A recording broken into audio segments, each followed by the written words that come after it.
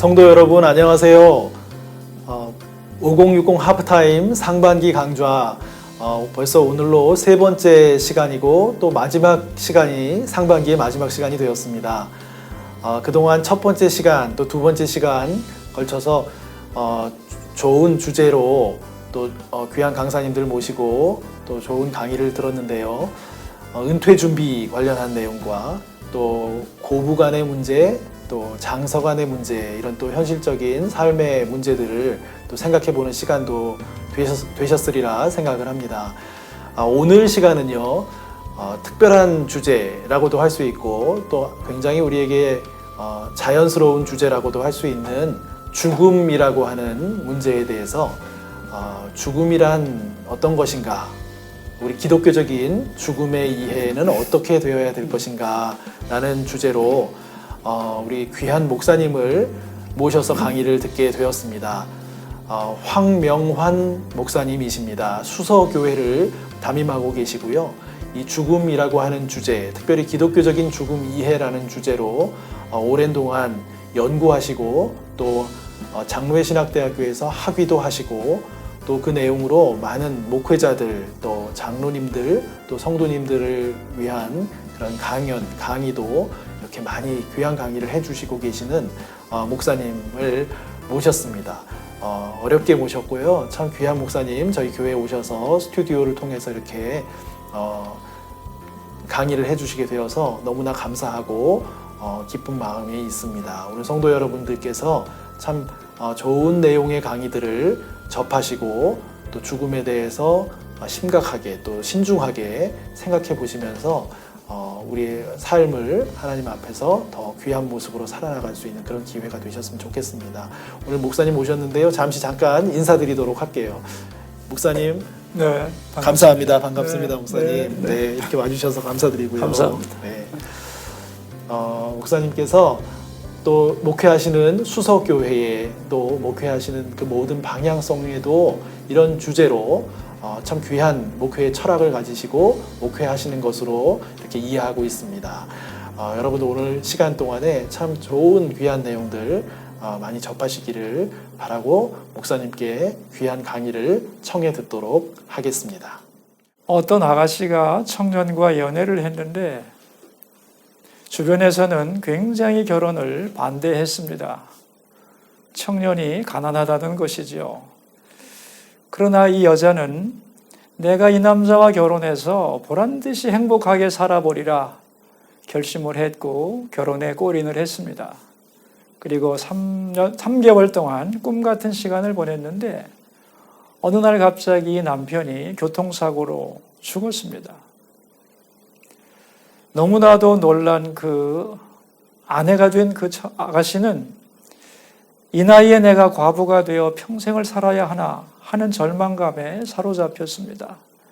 그래서 남편의 장례식 날 통곡을 하다가 이렇게 소리를 질렀습니다. 내 남편은 죽지 않았어요. 그리고 그 충격으로 눈이 멀어버렸습니다. 남편 잃고 눈 멀고 밖에도 나오지 않는 이 사람이 너무도 불쌍해서 어떻게 도와줄까 사람들은 생각하다가 아주 지혜로운 분을 만나서 상담을 해 주기로 했습니다. 그 지혜로운 분이 이제 이 사람과 만나기로 한 그날 만나는 순간에 이렇게 말했습니다. 내가 오다가 네 남편을 보았는데 고민이 많은 것 같더라. 이 말을 듣고 그 여자는 이렇게 말했습니다. 제 남편은 죽었어요. 죽은 사람을 어떻게 만난단 말입니까? 이렇게 말하는 순간 그 여자는 눈을 떴습니다. 인도의 사상가 라즈니슈의 이야기인데요. 죽음을 부정하면 그 사람은 인생에 대하여 눈을 감은 사람이고 죽음을 인정하고 받아들이면 그 순간부터 인생에 대하여 눈을 뜬 삶이 된다고 하는 교훈입니다. 여러분, 우리는 죽음을 생각해야 되는데요. 왜 우리가 죽음을 생각해야 되는가? 크게 세 가지 이유가 있습니다. 화면에 나오는데요. 첫 번째는 죽음에는 예외가 없기 때문입니다. 안 죽는 사람 없죠? 모두가 죽기 때문에 반드시 우리에게 다가올 미래인 것이죠. 피해갈 수가 없는 것이기 때문에 우리는 죽음을 생각해야 하는 것입니다. 두 번째는 죽음을 생각해야만 오늘 이 시간을 제대로 살 수가 있습니다. 왜냐하면 끝없이 계속되는 삶이 아니고 끝나는 날이 있다고 생각해 보십시오. 내가 얼마나 앞으로 더 살 수 있을까? 그 시간이 정해질 때 우리는 하루하루가 새로워지는 거죠. 남은 날들을 제대로 살 수 있도록 우리를 만들어주는 것은 뭐냐? 죽음을 생각할 때 가능한 것입니다. 세 번째는 영혼을 향해 응답하게 해주기 때문입니다. 죽음이라고 하는 것으로 끝나는 게 아니거든요. 죽음 다음에는 무엇이 있지? 죽은 후에는 어떻게 되는 것이지? 내 영혼은 어떻게 되는 것이지? 이런 질문을 하게 되기 때문에 죽음은 반드시 하나님과 영혼을 향하여 질문하게 되고 거기에 응답하게 해주기 때문에 오늘의 삶에 절대적인 영향을 미치게 되는 것입니다. 여러분이 잘 아시는 스티브 잡스라고 하는 분 있죠. 애플사를 만든 분이죠. 그분이 죽기 전에 스탠퍼드 대학 졸업식에서 연설을 했는데요. 그 연설의 한 부분을 제가 여기 PPT에 기록해 놨습니다. 이렇게 됩니다. 제 경험으로는 중요한 결정을 내릴 때 내가 곧 죽을 것이라고 생각하는 것이 가장 큰 도움이 됩니다. 왜냐하면 외부의 기대, 온갖 자존심, 당황하거나 실패할까 두려워하는 마음은 죽음 앞에서 떨어져 나가고 진정으로 중요한 것만 남기 때문입니다. 아주 멋진 말인데요. 이런 얘기입니다. 나는 죽을 것이다. 이걸 염두에 두고 무언가를 결정한다면 가장 후회 없는 결정을 내릴 수 있다는 겁니다. 왜 그럴까요, 여러분? 죽음을 생각한다는 것은 시간의 스펙트럼을 아주 넓게 잡는 겁니다. 지금 당장을 생각하는 것이 아니라 내 인생의 끝점, 죽음의 지점, 더 나아가서 영원한 관점에서 바라보는 것이기 때문에 넓고 큰 안목으로 지금 내가 만난 사건을 분석하고 판단하는 것이기 때문에 죽음을 염두에 두고 모든 것을 결정할 때 실패할 확률이 줄어들고 가장 현명한 판단을 내릴 수 있다. 그런 뜻이 되겠습니다. 그래서 죽음을 생각해야 되는데 사람들은 왜 죽음을 생각하기를 싫어하는가 하면은 두렵기 때문입니다. 제가 질문 하나 할까요? 나는 신앙인인데 죽음에 대하여 두려워하는 것은 잘못된 거 아닐까? 이런 생각을 하는 분들이 굉장히 많습니다. 그런데 여기에 대한 놀라운 연구가 있습니다. 독일의 슈피겔이라고 하는 시사주간지가 있는데 여기서 아주 세계적인 논문 100여 편을 50년 동안 넘는 기간 동안에 쓴 100여 편의 논문, 그리고 수많은 교수들과 대상들이 26,000명이나 되는 상대로 연구한 데이터가 있는데요. 그 데이터 내용이 뭐냐 하면은 종교인과 비종교인의 죽음에 대한 두려움의 상관성입니다. 아주 방대한 자료를 연구했는데 결론은 간단합니다.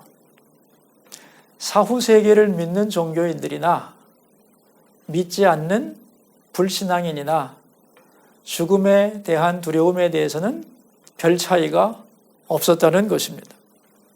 다시 말하면 신앙이 없는 분들 중에도 죽음을 두려워하지 않는 사람들이 많았고, 신앙을 가지고 있는 분들 중에서도 죽음을 굉장히 두려워하는 분들도 있었다는 거죠. 그러므로 내가 신앙이 더 좋아지면 죽음에 대한 두려움이 없어질까? 그런 일은 별로 없을 것입니다. 신앙인들도 죽음을 많이 두려워합니다. 그 이유가 무엇인가? 다음 페이지를 한번 보겠습니다. 여러분, 종교개혁자 마틴 루터라는 분이 있는데요. 이 루터라는 분은 죽음에 대하여 많은 연구를 한 분입니다. 이 루터가 신부가 된 것도 죽음 때문입니다. 원래는 법학도였는데 친구와 함께 빗길을 걸어가다가 옆에 걸어가던 친구가 벼락을 맞아 죽습니다. 그는 너무도 놀라서 하나님 나를 살려주시면 신부가 되겠습니다. 그렇게 해서 신부가 된 분이거든요. 그러니까 죽음에 대한 두려움이 굉장히 많았던 분이고 또 그렇기 때문에 신학적으로 죽음을 많이 연구한 분입니다. 루터가 죽음에 대하여 연구하고 내린 결론이 PPT에 나와 있는데 천천히 한번 읽어보도록 하겠습니다. 성도의 죽음은 다른 모든 사람들의 고통과 죽음보다도 더 무서운 것이다. 철학자 에피쿠로스가 죽을 때 어떻게 말했는가? 죽음은 우리에게 아무것도 아니다. 왜냐하면 우리가 존재하는 한 죽음은 우리와 함께 있지 않고 죽음이 왔을 때 우리는 존재하지 않기 때문이다. 이 에피쿠로스라는 철학자가 그런 말을 했습니다. 죽음 두려워할 거 없다. 왜? 죽기 전에 우리는 살아있으니까 죽음과 상관없고 죽은 다음에는 내가 없으니까 상관없지 않는가? 그러므로 죽음 두려워할 필요 없다. 그런 말을 했는데 루터는 거기에 대하여 이렇게 분석을 한 겁니다. 그는 하나님이 계신 것도 알지 못했고 자기가 죄인이라는 것도 알지 못했다. 왜 죽어야 하는지도 이해할 수 없었다. 그러므로 그렇게 말할 수 있는 것이다. 그러나 그리스도인은 죽음의 실상을 알기 때문에 다른 사람보다 죽음을 더 두려워한다고 말했습니다. 여러분, 안 믿는 사람들은 말이죠. 이 죽음이 자연적인 것이라고 생각합니다. 모든 살아있는 것들은 언젠가는 죽어야 되는 것이니까 죽음에 대해서 그렇게 심각하게 생각하지 말고 편안하게 마음 먹어라. 이것이 보통 사람들의 가르침인 거죠. 그러나 성경은 죽음이 우리에게 왜 왔는가에 대하여 분명하게 말씀하죠. 창세기 2장에서 선악을 알게 하는 나무의 실과는 먹지 마라. 선악과 먹지 마라. 먹는 날에는 정령 죽으리라. 다시 말하면 죽음은 죄 때문에 이 세상에 들어왔다는 것입니다. 그러므로 신앙인들은 죽음의 원인이 자연스러운 것이 아니고 죄에 대한 하나님의 심판이라는 걸 알기 때문에 안 믿는 사람보다 죽음을 더 두려워하는 것입니다. 그것이 정상이라는 거죠. 그래서 루터가 한 말 두 번째인데 밑에 PPT 밑에 나옵니다. 기독교는 죽음을 가장 심각하게 생각한다. 그러나 가장 완벽한 해결책을 가지고 있다. 그러니까 모든 종교 중에서 죽음을 가장 심각하게 생각하는 종교가 기독교입니다. 왜 그렇죠? 죽음은 하나님에 대한 죄 때문에 우리에게 온 것이기 때문에 죽음을 기독교는 가장 심각하게 생각하죠. 그러나 가장 완벽한 해결책을 가지고 있습니다. 완벽한 해결책이란 뭘까요? 예수님께서 십자가의 죽음과 부활을 통하여 죽음을 부수고 영원한 생명을 주셨습니다. 그래서 죽음은 죽고 영원한 생명이 우리 인간에게 다시 회복되었죠. 그래서 이제 죽음은 예수 그리스도 안에서 더 이상 죄에 대한 형벌이 아니고 영원한 생명으로 나가는 관문이 된 것입니다. 그러니까 신앙인은 맨 먼저 죽음이라고 하는 것을 생각할 때에 하나님의 진노를 느끼게 되는 겁니다. 그래서 두려워하는 것이죠. 이것이 먼저입니다. 이걸 피할 길이 있느냐? 없어요. 그러나 이런 죽음의 순간에 기독교인들은 뭘 생각하느냐 하면은 복음을 생각하는 겁니다. 우리를 위해 죽고 영원한 생명을 허락하신 예수님을 바라보고 그분의 약속의 말씀과 그분을 소망할 때 죽음의 두려움에서 우리는 벗어날 수 있는 것이죠. 그래서 신앙인들은 안 믿는 사람들보다 죽음을 더 두려워하는 게 정상이고, 그러나 그 죽음의 두려움 앞에서 그 죽음을 해결하신 예수 그리스도를 바라보면서 복음으로 두려움을 극복하게 되는 것이죠. 저는 이제 이러한 두려움에 대한 설명을 하면서 이러한 예를 들고 있는데요. 여러분, 서커스를 보시면은 공중그네 타는 거 보셨어요? 자, 이제 그네를 타고 한 사람이 서커스 그 고개사가 내려옵니다. 그리고 어느 순간에는 그 잡았던 줄을 놓아야 되죠. 그리고 앞에 있는 다른 줄을 잡아야 하는 겁니다. 그런데 이전에 잡았던 줄을 놓고 새로운 줄을 잡기까지 그 순간은 아무리 대단한 고개사라 할지라도 두려움을 느낀다고 합니다. 그런데 이걸 죽음에 놓고 생각을 해본다면은 영원한 세계로 가는 데 있어서 먼저는 놓아야 될 끈이 있는데 그걸 잘 놓아야 됩니다. 뭘 놓아야 되느냐 하면은 세상에 대한 나의 애착을 놓아야 돼요. 이게 놓기입니다. 놓는 겁니다. 그 다음에는 붙잡아야 되는데 뭘 붙잡아야 되느냐 하면은 하나님의 약속을 붙잡아야 돼요. 그래서 잘 놓아야 하고 그 다음에는 잘 붙잡아야 하는 것입니다. 그러니까 죽음의 순간은 두렵겠죠? 세상의 모든 것을 내려놓아야 하고 하나님의 약속을 붙잡아야 되기 때문입니다. 그래서 아무리 신앙이 좋아도 죽음이라는 것 앞에서 사람은 두려워하는 게 정상이라는 것을 말씀드리고, 그럼 어느 만큼 두려움이 없어질까? 세상에 대한 미련을 자꾸 내려놓고 약속의 말씀, 소망의 말씀, 예수 그리스도를 바라보는 만큼 그 마음 속에서 두려움은 사라지는 것입니다. 저는 이런 질문을 많이 받았는데요. 왜 이렇게 세상에는 많은 종교가 있고 수많은 철학이 있을까? 그 이유가 있습니다. 여러분, 철학의 목적이 뭔지 아세요? 소크라테스 아시죠? 위대한 철학자 소크라테스는 철학의 목적은 죽기를 배우는 것이다 그랬습니다.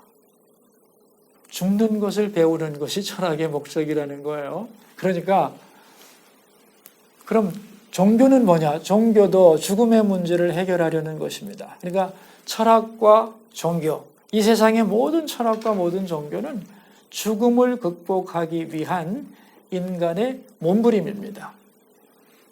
그럼 철학과 종교의 차이가 뭐냐 하면은 철학은 신의 도움 없이 인간의 능력으로 죽음을 극복해 보려고 하는 몸부림이 철학이고요.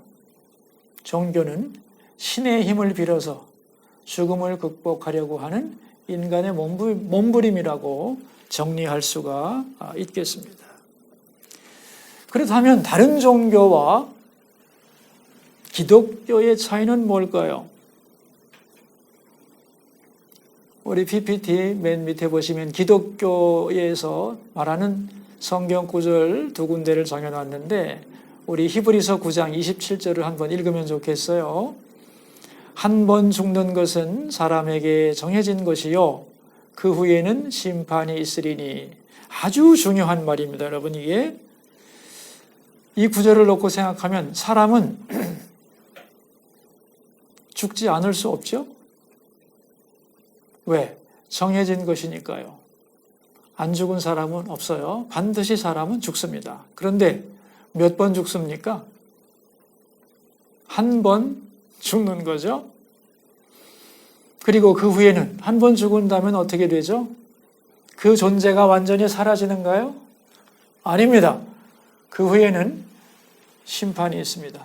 이 간단한 구절을 가지고 다른 모든 종교의 죽음에 대한 것을 분석할 수 있습니다. 여러분, 윤회사상 아시죠? 힌두교나 불교의 윤회사상, 뉴에이지의 환생설, 이런 건 다 어떤 가르침이냐면 사람이 한 번 죽는 게 아니고 죽고 또 죽고 또 죽으면서 완성된 존재가 된다는 건데 다 부정하는 말이죠. 인간은 안 죽을 수도 없고 여러 번 죽는 것도 아닙니다. 딱 한 번 죽습니다. 그런데 무신론에서는 죽으면 그만이지 뭐 그 다음에 뭐가 있어 그러지만 그것도 잘못된 거죠. 그 후에는 뭐가 있다고 했습니까? 심판이 있다고 했습니다. 이것이 죽음에 대한 정확한 하나님의 말씀입니다. 태어난 인간은 한 번, 딱 한 번 죽는 겁니다. 그러므로 우리의 인생이라고 하는 것은 한 번밖에 없는 아주 가치 있는 것이죠. 그리고 안 죽을 수 있다 없다? 없어요. 요즘 안 죽기 위해서 여러 가지 과학적인 노력을 하기도 합니다만은 조금 연장할 수는 있어도 죽지 않는 인간을 만들어낼 수는 없는 것이죠. 한 번 죽는 것은 사람에게 정해져 있는 것입니다. 그리고 그 후에는 하나님 앞에 심판을 받는 것이 성경의 말씀이라는 것을 기억할 필요가 있겠습니다. 그 밑에 구절을 한번 읽어보겠습니다. 또 죽기를 무서워함으로 한평생 매여 종노릇하는 모든 자들을 놓아주려 하심이니 그랬습니다. 그러니까 예수님이 왜 육신이 되어서 우리에게 오시고 십자가에 죽고 부활하셨는가? 그 이유입니다. 죽기를 무서워함으로 한평생 매여 종노릇하는 모든 사람들. 여러분, 이게 인류의 모습이에요. 모든 인간은요, 죽음에 대한 두려움 때문에 죽음의 종노릇을 하고 있어요. 이 죽음을 가지고 인간을 종처럼 부리는 것이 사탄이죠. 수많은 종교들이 죽음에 대한 두려움을 이용하여 잘못된 가르침으로 사람들을 끌고 다니는 겁니다. 그러니까 기독교의 복음을 모를 때 수많은 사람들은 잘못된 가르침에, 즉 죽음을 극복하려고 하는 그들의 몸부림이 잘못된 가르침으로 이끌림을 받을 수밖에 없는 것이죠. 예수님께서는 그렇게 죽음에 매여 있는 많은 사람들을 놓아주시려고 죽음의 공포에서 해방되고 영원한 생명을 주시기 위하여 사람이 되어 이 땅에 오셨다 하는 말씀입니다. 자, 그렇다면 우리 아주 근본적인 질문을 할 필요가 있을 텐데요. 인간은 왜 죽는가 하는 것입니다. 여러분, 사람은 왜 죽을까요? 이 어려운 질문에 대하여 성경은 간단하게 말씀하죠. 저도 조금 전에 얘기했습니다. 죄 때문에 죽음이 들어왔다고. 그러므로 죽음을 해결하는 방법은 뭘까요? 죄를 해결해야 되겠죠. 그런데 성경에 보면은 죄를 해결하는 방법이 세 가지가 나옵니다. 화면에 나오는데요. 첫째가 뭐냐 하면은 율법을 지킴으로써 죄를 해결합니다. 하나님께서 이스라엘 백성들에게 율법을 주셨죠. 율법을 완전히 지키면 되는데 문제는 율법을 완전하게 지키는 사람이 있나요? 의인은 없나니 하나도 없다고 말씀했습니다. 그래서 율법을 주시고 지키라고 했는데 사실 율법은 좋은 건데 우리가 죄인이기 때문에 다 지킬 수가 없기 때문에 율법을 범하여 오히려 내가 더 큰 죄인이라는 걸 깨닫게 되죠. 그래서 두 번째 방법이 등장하죠. 그게 뭐냐 하면 제사입니다. 죄를 지었을 때 자기의 죄를 인정하고 나의 죄를 전가시켜서 대신 희생물로 드릴 수 있도록 짐승 제사를 드렸죠. 그래서 제사를 통하여 우리는 죄의 문제를 해결할 수 있죠. 근데 문제는 이 짐승 제사에는 한계가 있는 겁니다. 어떤 한계를 가지고 있는가 하면 한 사람의 한 가지 죄밖에는 사함받지를 못하죠. 그래서 옛날 구약 성서에 나오는 그 성소에서 수많은 제사가 드려졌고 피가 강같이 흘렀지만은 그 많은 죄를 다 씻어낼 수가 없었던 거죠. 그래서 히브리서에서는 그런 말을 합니다. 좀 더 완전한 제사가 필요하다고. 모든 인류의 모든 죄를 해결하는 가장 완전한 제사가 필요하다. 그 제사가 뭐냐 하면은 예수님의 십자가죠. 그래서 예수님은 하나님의 어린 양이 되어서, 그러니까 우리가 죄를 지었을 때 나의 한 가지 죄를 용서받기 위하여 내가 준비한 양을 드리잖아요. 근데 이제는 하나님께서 완전한 제물을 준비하시죠.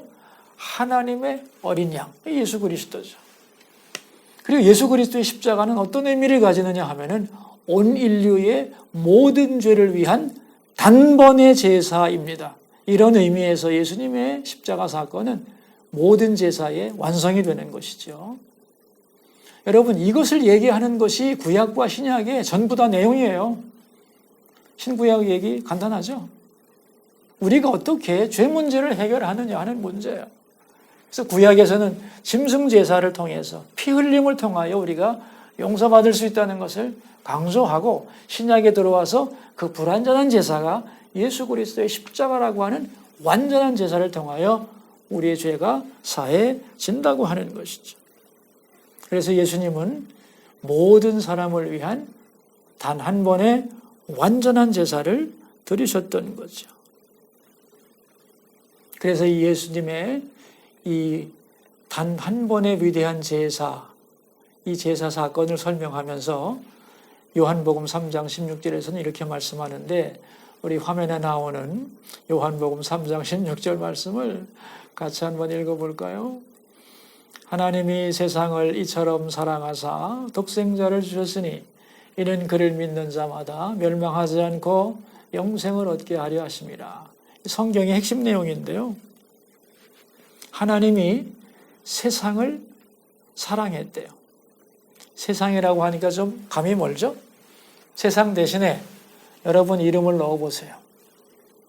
저는 황명환 목사입니다. 하나님이 명환이를 이처럼 사랑하사. 여러분의 이름을 넣고 읽으셔야 돼요. 하나님이 나를 이처럼 사랑하셨다고 했는데, 이처럼이 어느 만큼이죠? 독생자를 주실 만큼.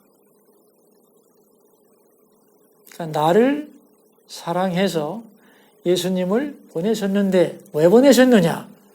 그를 믿는 자마다 누구든지 멸망하지 않고 영생을 얻게 하려 하십니다.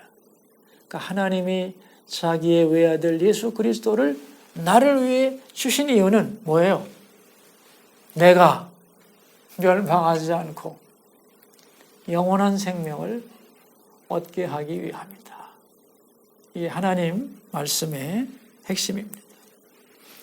제가 오래전에 전도사로 일을 했을 텐데, 하루는 설교를 하고 이렇게 강대상을 내려와 가지고 이렇게 뒤로 오고 있는데, 초등학교 3학년짜리가 통통통통 뛰어오더니 전도사님 질문이 있어요 그러는 거예요. 그래서 제가 뭔데 그랬더니만, 하나님도 죽기가 무서우셨나 봐요. 아니 그게 무슨 소리냐 그랬더니만, 자기가 안 죽고 아들을 대신 죽였잖아요. 이러는 거예요. 그 순간 제가, 이야, 그놈 참 똑똑하다. 어떻게 이런 질문을 하지? 그러면서 이 아이에게 어떻게 대답을 해야 될지 정말 순간 아찔했습니다.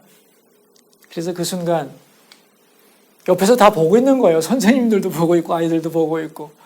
그 순간 제가 잠깐 기도하고 이렇게 얘기를 했습니다.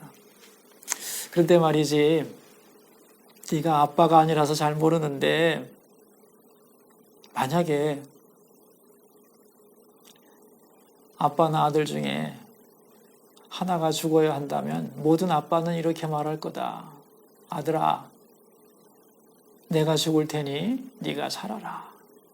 그게 모든 아빠의 마음이란다. 그러니까 하나님은 죽기가 무서워서 아들을 죽인 게 아니고, 자기보다 더 소중한 아들을 우리를 위해 주신 거다. 그 아빠의 마음을 이해하겠니? 그랬더니 잘 모르겠다는 눈치더라고요. 시간이 없어서 오긴 했습니다만은, 저는 그 질문을 통해서 십자가 사건의 의미를 아주 깊이 생각하는 계기가 되었습니다. 여러분, 독생자를 주었다는 것은 전부를 주었다는 거죠. 자기보다 더 소중한 사람을 주었다는 얘기예요. 그래서 성 어거스틴이라고 하는 분은 이런 얘기를 했습니다. 이 세상에 나 혼자만 있다 할지라도 하나님은 예수님을 보내셨을까? 세상에 사람이 나 혼자라고 해도 예수님을 보내셨을까? 대답은 뭘까요? 그렇다죠. 그렇게 결론 내리고 어거스틴은 펑펑 울었습니다. 세상에 내가 뭐라고? 나 같은 사람을 위하여 하나님은 아들 예수 그리스도를 보내셨는가? 나 같은 인간이 뭐라고? 나를 살리기 위하여 아들을 죽이다니 이게 하나님이란 말인가? 내가 그렇게 존귀한 존재란 말인가? 그렇게 고백하면서 울었습니다. 여러분, 이것이 복음입니다. 죽을 수밖에 없는 우리를 위하여 하나님이 당신의 소중한 아들 예수 그리스도를 보내셨다는 것, 이게 성경의 핵심이고 복음의 내용인 것입니다. 많은 분들이 그런 얘기를 해요. 내가 이 은혜를 누리려면 그럼 뭐가 필요하냐? 뭐가 필요합니까, 여러분? 믿음이 필요하죠. 그런데 믿음에 대하여 확신이 없는 분들이 많아요. 믿음 갖고 되겠나? 뭔가 좀 더 거창한 행위가 필요하지 않은가? 그렇지 않습니다. 여러분, 이런 얘기가 있습니다. 옛날에 어떤 왕이 가문이 좋고 용모가 아름다운 처녀 100명을 뽑아서 여러 종류의 꽃씨를 나누어 주고 가장 예쁜 꽃을 피운 그 처녀를 세자빈으로 간택을 하겠다고 알렸습니다. 꽃을 잘 피우는 것은 굉장한 섬세함이 요구되기 때문에 또 정성과 사랑이 요구되기 때문에 꽃을 키우는 것을 통하여 그 여자의 됨됨이를 알 수 있다는 것이었죠. 그래서 이제 후보 100명의 처녀들에게 여러 종류의 꽃을 나눠주고 꽃을 잘 키우라 한 후에 어느 날 그 키운 꽃을 가지고 어디로 모여라 하고 알리고 왕이 심사를 하러 그곳으로 갔습니다. 많은 처녀들이 왕이 나눠준 그 꽃씨를 가지고 각자 아름다운 꽃을 가득히 피운 화분을 들고 서 있었습니다. 근데 왕은 그 아름다운 꽃을 보면서도 별로 마음에 감동이 있는 것 같지 않았습니다. 그런데 어떤 처녀가 저 구석에서 너무도 부끄러워 얼굴도 제대로 들지 못하고 민망해하면서 꽃이 피지 않은 빈 화분을 들고 있었습니다. 왕은 그 처녀를 바라보고 그 처녀에게 가서 이렇게 말했습니다. 네가 1등이다. 가장 아름다운 꽃을 피웠구나 하고 칭찬을 해 주었습니다. 모든 사람이 놀랐죠. 아니, 우리가 얼마나 애써서 이렇게 예쁜 꽃을 피웠는데 어째서 꽃을 피우지 못한 저 사람을 선택하시는가? 왕은 마치 그들의 마음을 읽기라도 했던 듯이 이렇게 말했습니다. 내가 나누어 준 씨는 물에 삶은 것이니 절대로 꽃이 필 수가 없는 것이다. 여러분, 왕이 원한 것은 아름다운 꽃이 아닙니다. 자기 스스로는 꽃을 피울 수 없음을 고백하면서 빈 화분을 가지고 나온 그 정직한 마음, 그 솔직한 태도를 원했던 거죠. 그 마음이 꽃보다 더 아름다운 것이기 때문입니다. 인간의 선행과 업적이라고 하는 것이 대단해 보여도 죽은 꽃이와 같은 것입니다. 이걸 심으면 뭔가가 될 것 같지만 그렇게 보일 뿐 인간의 행위를 가지고 구원을 성취할 수는 없는 것이죠. 하나님이 우리에게 바라시는 건 뭔가? 잘 생각해야 합니다. 우리 기준에서 우리식으로 생각하지 말고 정말 하나님의 입장에서 인간에게 바라는 것이 뭔가? 그것은 나의 선행과 업적을 자랑하는 것, 그것이 아닙니다. 나의 가치나 공적에 대한 열거도 아닙니다. 하나님이 원하시는 것은 인간이 자기에 대한 의를 철저히 포기하는 거죠. 그리고 겸손하게 감격하면서 하나님이 주시는 의를 받아들이는 겁니다. 이것이 인간을 구원하는 하나님의 방법인 거죠. 근데 많은 사람들이 죽은 꽃씨를 가지고 자기가 예쁜 꽃을 피웠다고 자랑하는 것처럼 그런 여인들처럼 살아가고 있는 것입니다. 하나님이 독생자 예수님을 통해 주신 영원한 생명의 길,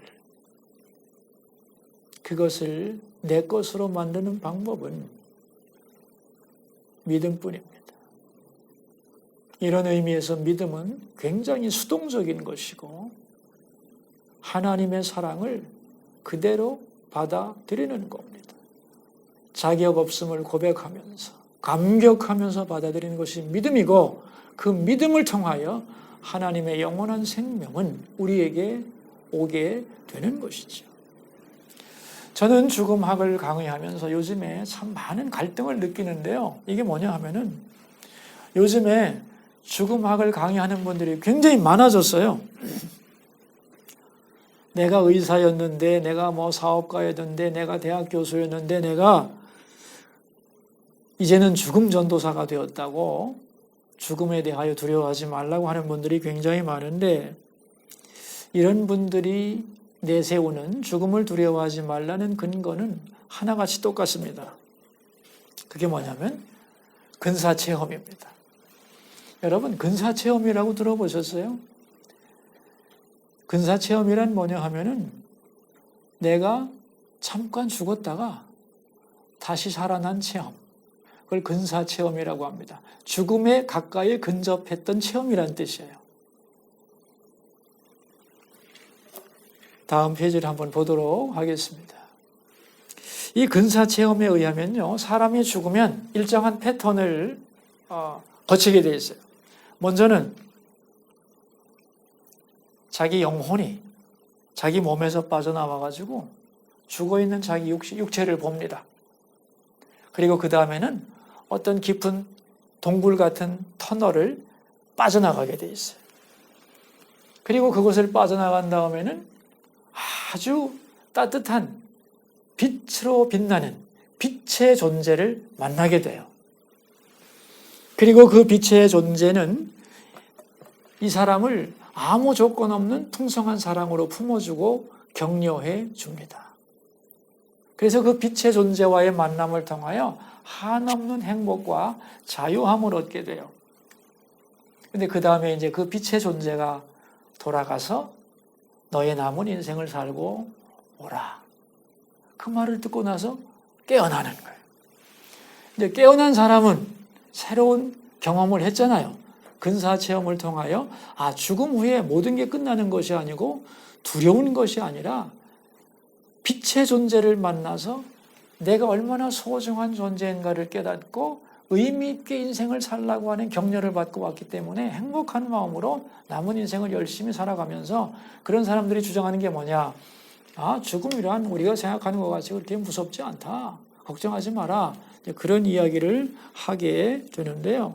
이게 뭐냐 하면은 뉴 에이지의 죽음 이해입니다.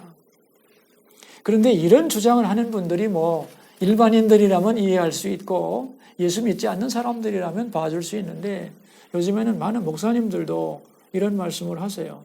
어떤 책을 읽고 나서 혹은 그런 비슷한 경험을 하고 나서 죽음이란 이런 거다 하고 설명을 하는데 들어보면 다 근사 체험을 근거로 하여 죽음을 설명한 거예요. 근데 왜 이제 죽음을 두려워하지 말라는 분들이 근사 체험을 가지고 그런 얘기를 하는가 하면은 죽음 이후의 이야기를 할 수 있는 근거가 다른 데서는 없거든요. 그래서 기독교의 복음을, 다시 말하면 성경을 모르면 이런 이야기가 굉장히 매력적으로 들리게 되어 있습니다. 그런데 여기서 이제 중요한 것은 그 빛과의 만남이라고 했을 때 그 빛의 존재가 이름이 뭐냐는 거예요. 그 빛의 존재 이름이 뭔지 아세요, 여러분? 루시퍼예요. 루시퍼 들어보셨죠? 사탄의 이름입니다. 빛나는 존재라는 뜻이에요. 성경에 나오잖아요.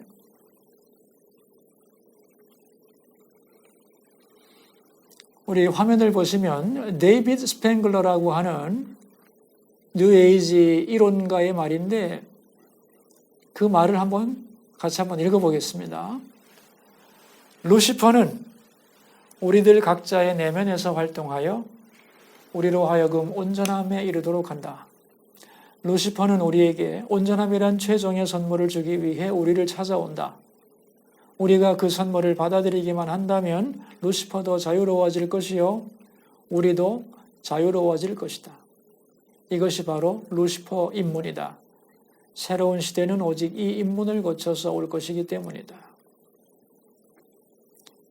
루시퍼 입문, 빛과의 만남을 통하여 새로운 시대가 온다는 것이죠. 그러니까 빛과의 존재, 이런 얘기 있죠. 광명의 천사로 사탄은 자기를 변장시킨다 라고 하는 말씀이 성경에 있는데 이 뉴 에이지에서 말하는 빛의 존재는 결코 성경적인 존재가 아니라는 것을 기억하셔야 합니다.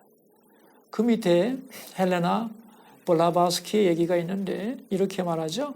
창세기의 사탄은 진짜 창조주요 인류의 은인이자 장차 등장할 영적 인류의 아버지이다. 이렇게 공공연하게 말을 합니다. 그러니까 이 뉴 에이지의 주장, 죽음 이후에 이 여러 가지 코스들, 빛과의 만남을 통한 새로운 깨달음, 이것이 굉장히 그럴듯하지만 기독교 신앙과는 정반대라는 것을 기억하셔야 됩니다. 내가 어떻게 이 세상을 살았건, 살인범으로 살았건, 도적질을 하며 살았건, 빛의 존재는 나를 꾸중하지 않습니다.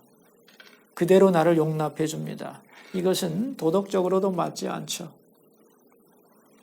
오늘도 사탄은 우는 사자처럼 삼킬 자를 찾는 이 시대에 많은 사람들에게 죽음이라고 하는 것을 통하여 사람들을 미혹합니다. 대부분의 종교가 그런 것이고요. 이 시대는 특별히 뉴 에이지라고 하는 이 사상과 이 종교가 많은 사람들에게 다가와서 죽음을 두려워하지 말라고 하는데 여러분, 죽음은요 먼저 두려워해야 돼요. 죽음의 실상을 알면 두려워하게 돼 있잖아요. 두려워한 후에 어떻게 그 두려움을 극복할 것인가를 바른 해결책을 찾아 나가야 하는 것이지 두려워하지 않는 게 해법은 아니라는 것을 알아야 하는 것입니다. 성경의 내용을 모르면 이런 달콤한 이론에 모두가 넘어갈 수 있는 거죠. 그래서 이 시대는 죽음학의 전성시대이고 춘추 전국시대입니다. 성경을 모르면 잘못된 죽음의 가르침에 빠져들어서 진리를 찾지 못하고 영원한 생명에 이르지 못하는 이 혼란한 시대를 살아가는 우리가 정말 하나님의 말씀 위에서 삶과 죽음에 대한 분명한 이해를 해야 할 것이라고 생각을 합니다. 결론인데요. 다음 페이지를 한번 보도록 하겠습니다. 자, 그렇다면 우리는 남은 날들을 어떻게 살아가야 하느냐 하는 거죠. 먼저 죽음은 하나님의 소환장이라고 했습니다. 죽음은 하나님의 소환장이죠. 하나님이 우리를 다시 돌아오라고 콜링하시는 겁니다. 하나님은 우리에게 생명을 주셔서 이 땅에 보내시죠. 그리고 사명을 주셔서 한평생을 통하여 우리에게 주신 사명을 감당하게 하십니다. 그리고 이제 때가 되었으니 고향으로 돌아오라고 우리에게 돌아오라는 소환장을 보냅니다. 이제 이 소환장을 받으면 우리는 모두 하나님께로 가야죠. 가서 고백해야죠. 하나님이 주신 생명을 가지고 이렇게 살다 왔습니다. 그리고 하나님 앞에서 뭘 해야 되느냐? 결산을 해야 되는 거죠. 이렇게 살았습니다, 하나님. 성경에 보면은 마태복음 25장에 달란트 비유가 나옵니다. 이 달란트 비유는 아주 중요한 비유인데 우리가 이 생명을 가지고 이 땅에서 어떻게 살아야 하는가를 보여주는 중요한 내용이기 때문이에요.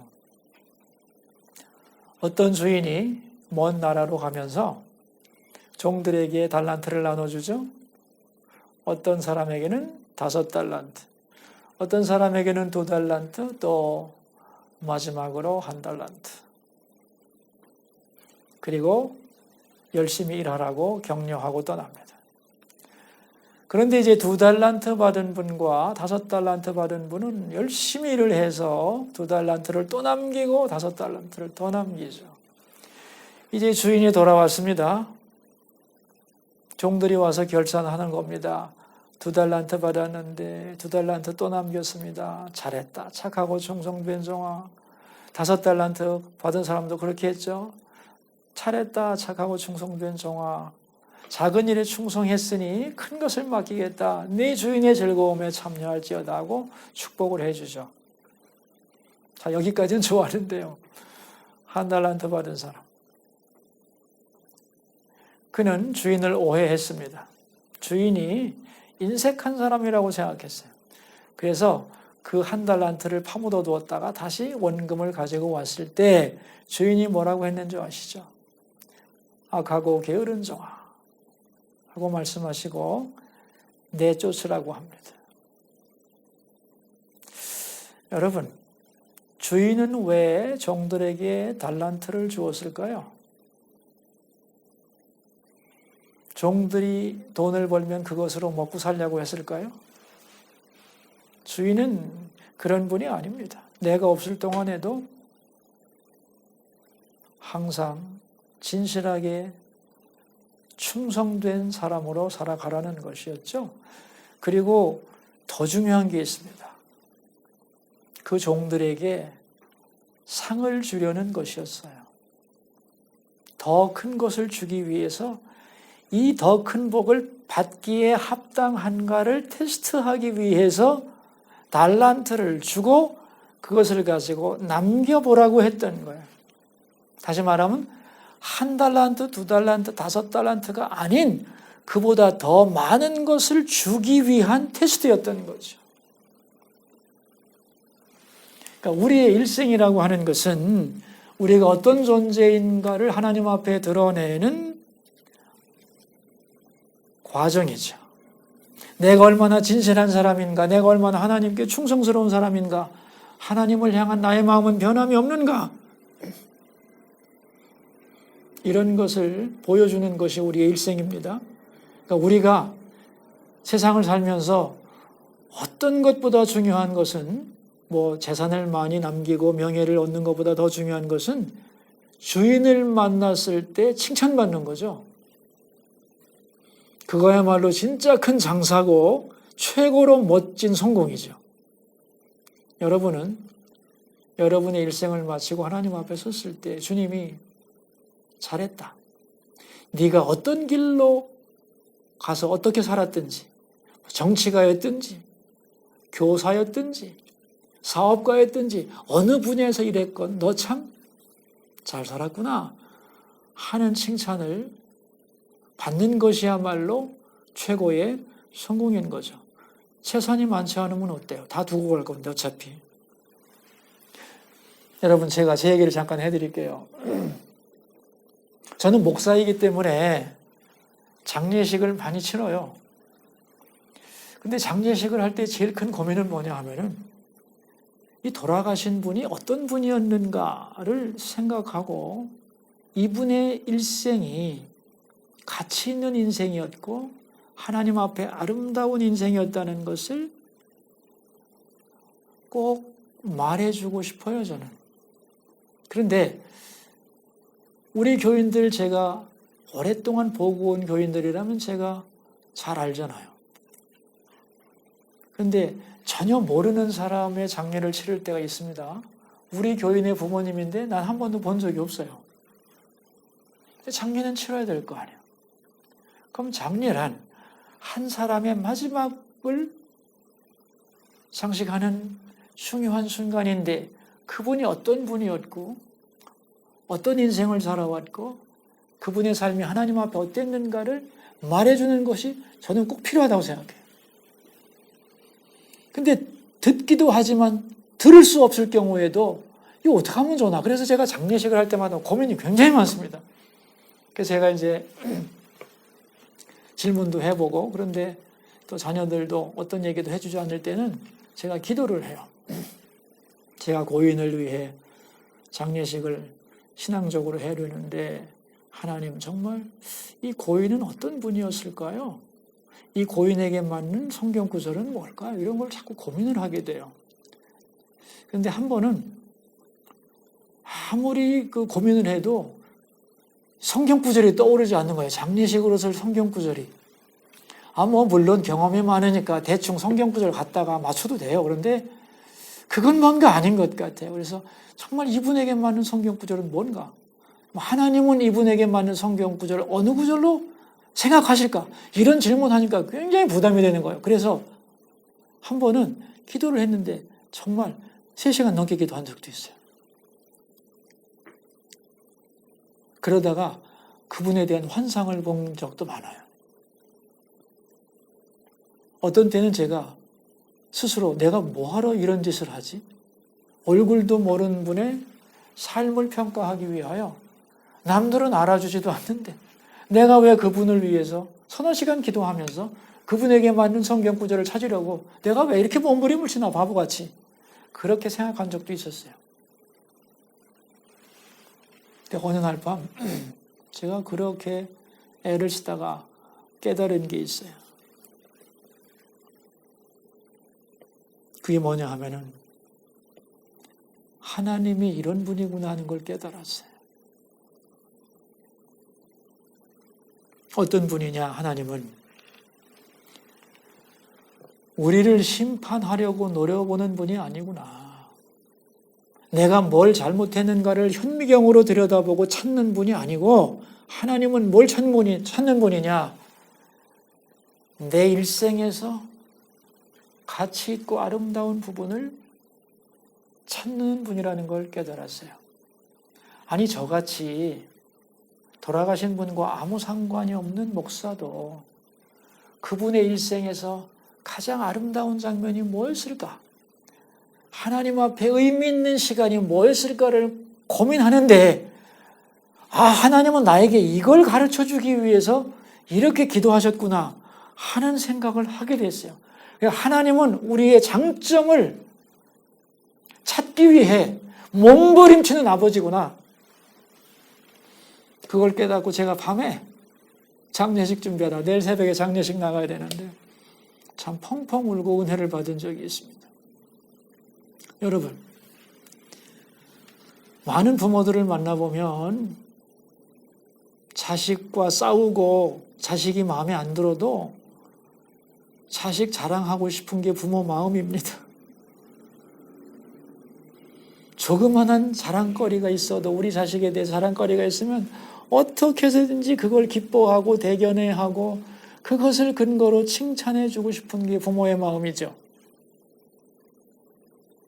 그런 마음을 누가 주셨다고 생각해요? 하나님이 주신 거죠. 하나님도 우리의 일생을 통하여 우리가 하나님 앞에 아름다운 모습으로 가치 있는 순간을 보낸 그걸 찾고 계신 거예요. 우리가 예수 믿고 바로 죽어도 돼요. 근데 왜 오래 살려두시는 걸까요? 남은 인생 하나님 앞에서 칭찬거리를 만들어 주려는 거예요. 왜냐하면 그게 있어야 우리가 영원한 나라에 가서 영원히 자랑거리가 있을 거 아니에요. 세상에서 아무리 성공하면 뭐 할 거예요? 하나님을 앞에서 헌신한 자랑거리, 충성도 한 자랑거리, 아름답게 산 그것이 없다면 인생은 공허한 겁니다, 여러분. 그래서 우리가 어떻게 살아가야 하느냐? 항상 완벽하게 살 수는 없어도 우리에게 주신 긴 인생을 통하여 하나님 앞에 자랑할 거리 하나 있어야 돼요. 그것이 우리가 남은 인생을 통하여 남겨야 할 열매라고 생각해요. 제가 잘 아는 박사님이 한 분 계신데 그분이 얼마 전에 저에게 자기 간증을 얘기했어요. 의료사고를 당해가지고 서울로 막 이송하는 중에 생명이 끊어졌어요. 계기상으로는 생명이 끊어졌어요. 그래서 이제 서울 큰 병원에 응급실에 딱 들어갔는데 그 응급실에서 대기하던 의사들이 이렇게 말했대요. 다 죽은 사람 뭐하러 데려왔어요? 다 끝났는데 이걸 자기가 똑똑히 들었다는 거예요. 그 소리를. 그래서 그 순간에 아 내가 죽었구나 하고 깨달았는데 갑자기 한 장면이 눈에 펼쳐지면서 넓은 벌판에 자기가 혼자 서 있는데 저 앞에서 어떤 분이 온 천지가 울리도록 크고 절박하게 기도를 하고 있더라는 거예요. 그 기도를 뒤에서 보면서 이야 나도 저렇게 기도하고 싶다 하는 그런 마음이 들었는데 그분이 기도를 그치고 뒤로 딱 들어와서 자기에게 걸어오시더니만 가까이 오길래 물었답니다. 무슨 기도를 그렇게 열심히 하셨어요? 그랬더니 너를 위한 기도였느니라 그러더라는 거예요.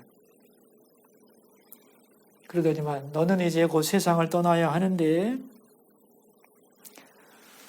유언은 준비했느냐? 재산은 정리했느냐? 묘비에 쓸 말은 다 써두었느냐고 묻더랍니다. 아니요. 그랬더니 내가 그럼 너한테 시간을 주고 조금 후에 올 테니까 다 하고 준비해놓고 기다려라. 그랬다는 거예요. 그래서 이분이 그 말을 듣고 바로 했다는 겁니다. 재산 정리도 하고 유언도 기록했는데 그리고 가족들을 만나서 자기가 이제 그런 게 막 눈에 들어오는 거겠죠?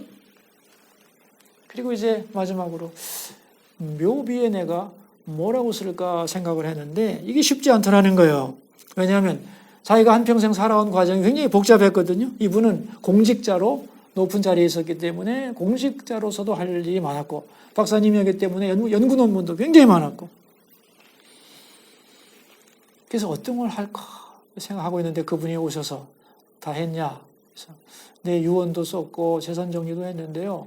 묘비에 저를 어떻게 쓰고 마지막 말을 어떻게 남길까를 아직 못했습니다. 그러면서 질문했대요. 제가 공직자로 살아왔는데 그거 가지고 쓸까요? 했더니 뭐 그러렴. 아니 제가 학자로서 연구 업적이 많은데 그걸 가지고 묘비를 쓰면 어떻겠습니까? 그것도 괜찮지. 그런데요. 제가 이제 죽어서 하나님을 만나는 것은 성도로서 만나는 것이니까 저는 성도 아무개라고 저를 쓰고 성도로서 한 일을 기록하고 싶습니까? 다 그랬더니 그래 그게 좋겠다 그러시더라는 거예요. 그래서 성도 아무개 써놓고 무슨 일을 했는지 한 줄로 쓰려고 했는데 성도로서 내가 뭘 했는지 하나도 생각이 안 나더라는 거예요. 그래서 생각이 안 나서 너무 마음이 비참하고 슬퍼서 눈물을 펑펑 쏟고 있는데 그분이 하시는 말씀. 그러면 이제부터 그것을 위해서 네가 성도로서 무엇을 했는가? 그것을 위해 남은 인생을 살아라. 하시더니만 자기 눈을 탁 만져주는데 그 만지는 순간에 빛이 확 들어오는데 그 순간에 살았네? 눈을 떴네? 하고 의사들이 외치더라는 거예요.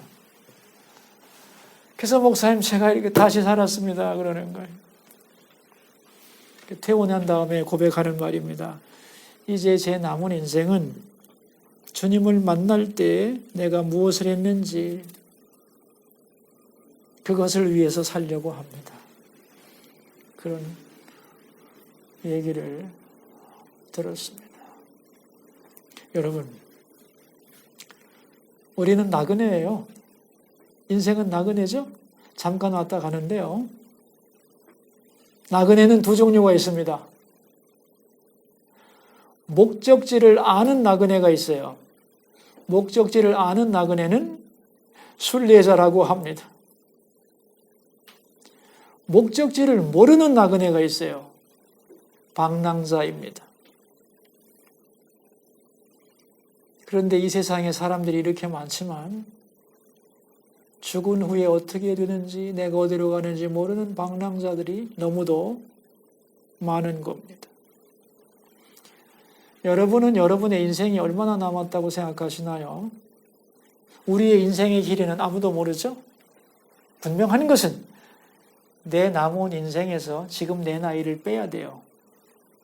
자기 나이만큼 빼보세요.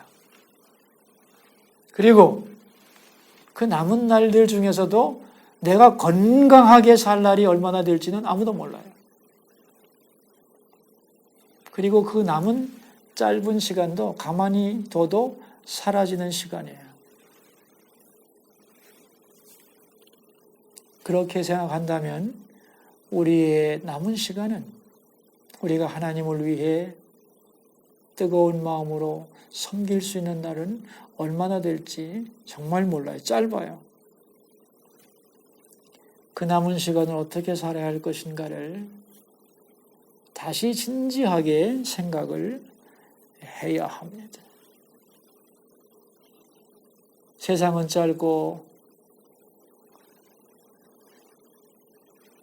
영원한 나라의 삶은 길죠. 그 나라를 위해 오늘 우리에게 주어진 시간들을 가치 있게 보내셔야 합니다. 우리가 죽은 뒤에는 무덤에 묻히는 것으로 끝나지 않습니다. 하나님의 나라가 있고요. 아버지께서 우리를 기다리고 계십니다. 예수님이 말씀하셨죠. 너희는 마음에 근심하지 말라. 하나님을 믿으니 또 나를 믿으라. 내 아버지 집에는 거할 곳이 많다. 언제나 살아가는 순간마다 나의 진정한 고향이 천국임을 기억하면서 거기서 하나님이 나를 기다리고 계신다는 걸 기억하고 나는 그분 앞에 어떤 열매를 가지고 갈 것인가를 생각하며 남은 인생을 가치 있게 후회 없이 살아가는 우리 고척교회 모든 성도님들 되시기를 주님의 이름으로 축원합니다. 감사합니다. 네, 성도 여러분 강의 잘 들으셨지요? 예, 오늘 목사님께서 1시간에 걸쳐서 죽음에 대한 깊이 있고 또 의미 있는 말씀들을 이렇게 전해 주셨습니다. 참 감사한 마음이고요.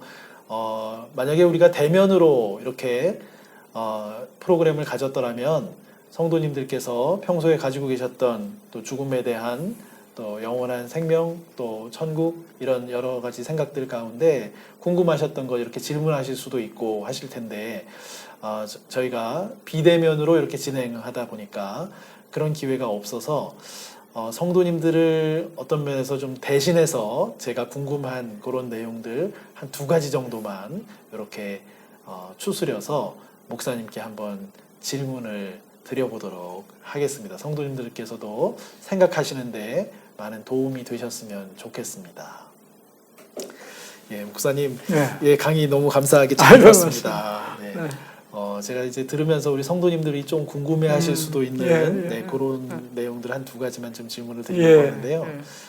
먼저는 우리 성도님들이 또 삶을 살아가시면서 이 죽음에 대해서 실제로 두려운 마음이 들 수 있다. 강의 중에도 말씀하셨듯이요. 그럼요. 얼마든지죠.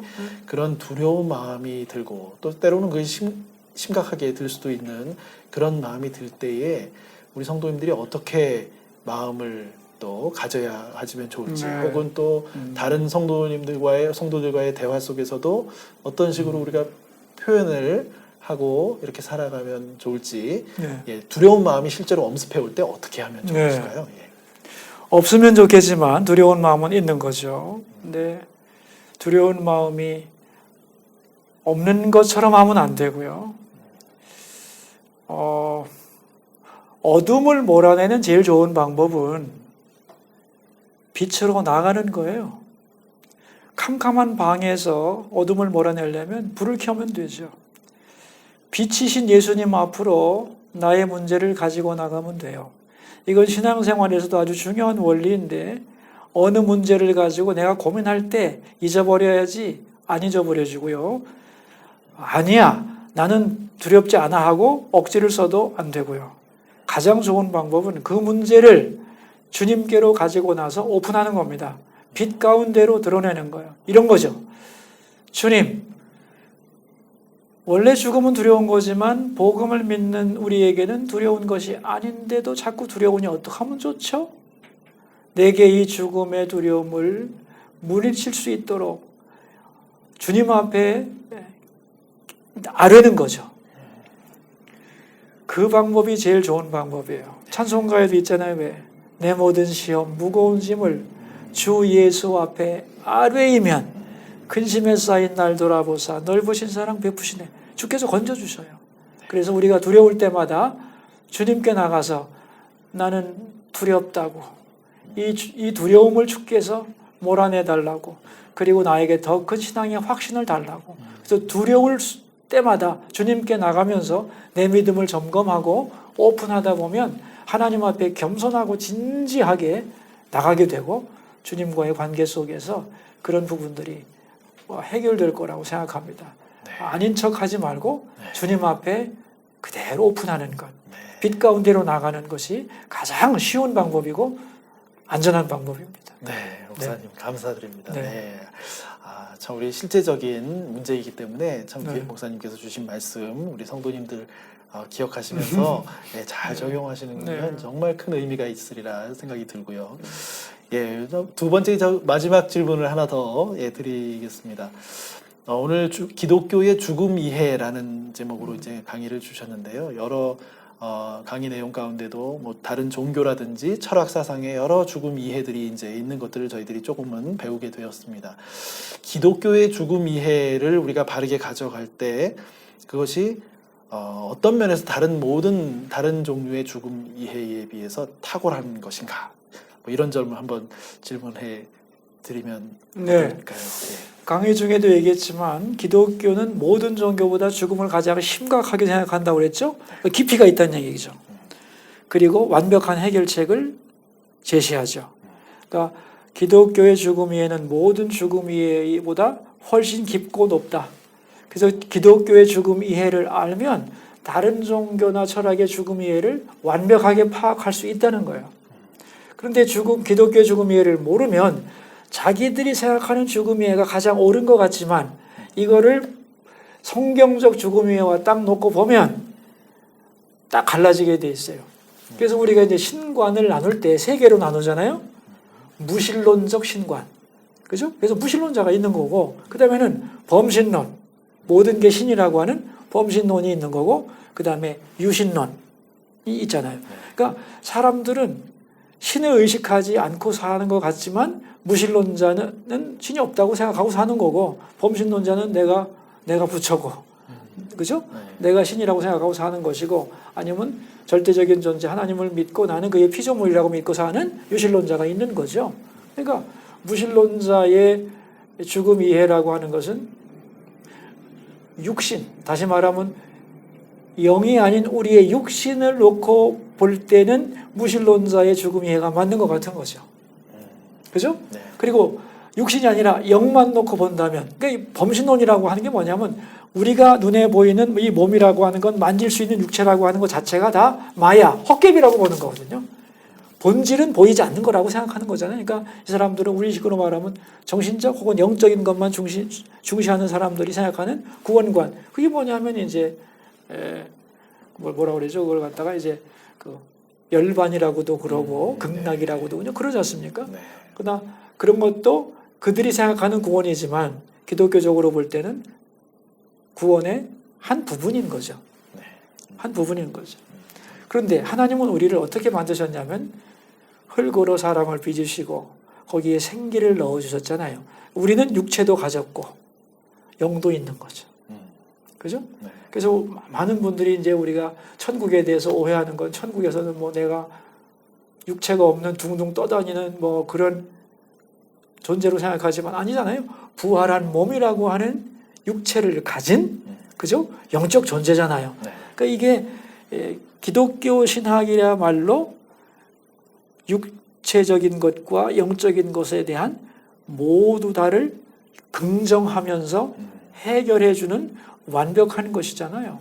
그러니까 무신론자의 죽음 위에도 죽음 없어지는 거지만 그런 부분이 우리는 있죠. 우리 육체는 썩 없어지지만 또 영적인 존재는 남고 그러나 그 범신론자의 죽음 위에도 잘못된 것이고 그래서 그들은 그들대로의 진리를 말한다고 하지만 기독교 진리를 알고 나면 아까 제가 히브리서 9장 27절 얘기도 했습니다마는 어느 한 구퉁이에 들어가 있지만 완전한 죽음에 대한 이해, 진리 자체가 성경이기 때문에 그래서 저는 예수 믿는 분들이 말이죠. 어떤 철학이나 또 죽음 이해에 대해서도 자신감을 가져야 된다고 생각해요. 성경이 굉장히 편협한 것 같지만 모든 것에 대한 대답이 거기 다 나올 수 있고 그렇기 때문에 자신감을 가지고 먼저 복음을 바로 알면 다른 것들이 얼마나 여기에 미치지 못하는 것인가를 알게 되는 거예요. 저 이런 얘기를 들은 적이 있어요. 위조 지폐를 감별하는 방법이 뭐냐? 뭐겠어요? 위조 지폐란 뭔가를 아무리 연구해도 안 된다는 거예요. 진폐, 진짜 돈을 자주 만지면 돼요. 그러면 저절로 위조 지폐가 나와요. 복음을 바로 알고 성경이 말하는 죽음과 천국에 대해서 바로 이해하고 나면 그 다음에는 다른 걸 아무리 갖다 대도 아니야 하고 바로 구분할 수 있는 거예요. 그래서 우리는 기독교적 죽음 이해를 배우고 또 공부할 필요가 있고 이것으로 무장하면 좋지 않겠나 저는 생각해요. 네, 목사님. 네, 감사드립니다. 목사님께서 오늘 제가 지금 두 가지 질문 정도 이렇게 드렸습니다. 목사님께서 종합적으로 정리해 주시면서 기독교의 죽음 이해의 탁월성, 우리의 육신도 부정하지 않으면서 또 영혼도 부정하지 않으면서 온전하게 통합되고 그 모든 것들을 다른 종교 철학 이런 곳에서 발견할 수 있는 것보다 탁월한 죽음과 또 삶에 대한 이해라는 것을 이렇게 말씀해 주셨는데요. 너무 귀한 정리 말씀으로 저희들이 받아들이면서 우리 성도 여러분, 우리 죽음에 대한 공포 또 그런 것들이 느껴질 때 어떻게 대처해 나가야 되는가, 또 우리 기독교의 죽음 이해가 얼마나 소중하고 값지고 참된 것인가, 이런 것들을 다시 한번 생각해 보실 수 있는, 또 그 붙잡고 살아가실 수 있는 그런 시간들이 앞으로도 되셨으면 좋겠습니다. 오늘 이것으로 이제 세 번째 강좌를 마무리를 해야 되는 시점이고요. 상반기 하프타임 강좌가 마무리되는 그런 시점입니다. 성도 여러분 참여해 주시고 함께 해 주신 것 감사드리고요. 또 계속해서 이 강의들이 유튜브 채널에, 교회 채널에 올라가져 있으니까 또 틈을 못 내셔서 참가를 못 하셨던 분들은 그 이후에라도 언제든지 참여해서 귀한 강의들을 집중해서 잘 들으시고 또 소중한 것들로 이렇게 삼으셨으면 좋겠습니다. 오늘은 이제 마지막 강의 마무리 순서인데요. 오늘 귀한 강의 주신 목사님께서 우리 5060 하프타임 또 인생 후반부를 준비해 가시고 계신 우리 성도님들, 또 우리 인터넷 통해서 함께 하시는 모든 분들 위해서 마무리로 기도해 주시고 저희 모든 모임 마무리해 주시는 것으로 제가 기도를 부탁을 드리겠습니다. 기도하겠습니다. 살아계신 하나님 아버지, 우리 고척교회 5060 세대 하프타임을 생각하며 이러한 귀한 강연의 시간 주신 것을 감사드립니다. 하나님이 뜻이 있어 세상에 보내신, 바라보며 심히 좋다고 말씀하신 우리의 인생, 지금까지 열심히 달려왔습니다. 감사합니다. 이제 앞으로의 남은 인생도 주님 손 붙잡고 주와 함께 걸어가는 멋진 인생 되게 하여 주옵소서. 내가 어디로 가는가를 알아야, 그리고 내 앞에 무엇이 있는가를 알아야 우리는 준비하고 그 방향을 향하여 걸어갈 수 있습니다. 목적지가 없는 방랑자가 아니라 영원한 하나님의 나라, 내가 돌아갈 곳, 아버지가 기다리시는 곳이 있는 행복한 자녀라는 것을 우리가 언제나 잊지 않기를 원합니다.